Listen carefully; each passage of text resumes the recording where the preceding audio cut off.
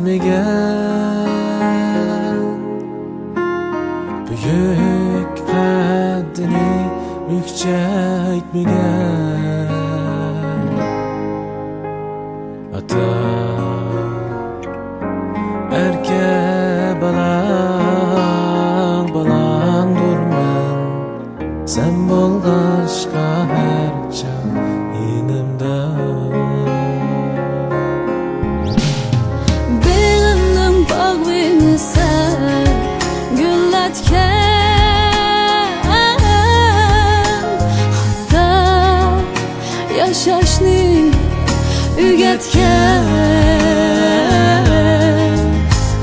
ata her yolda ravandırman sen bu aşka her çağ yanımda.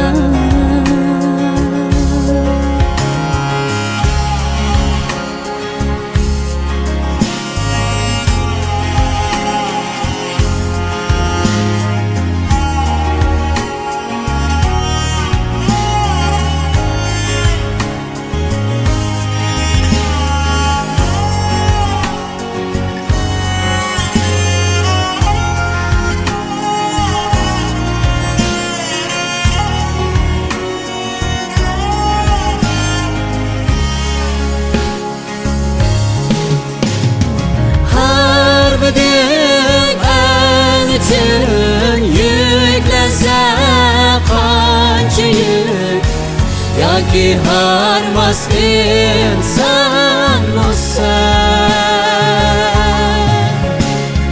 üzmedim her meşakkatlerde ümit, yıkılmaz insan olsan.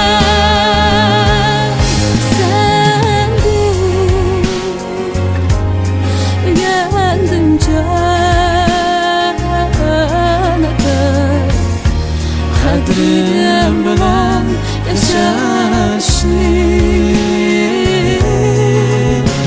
işki kolumda tayini berpa eyle taxtımni. Gözde yaşını görsetmegen, büyük kaddini bükçeytmegen ata erke balang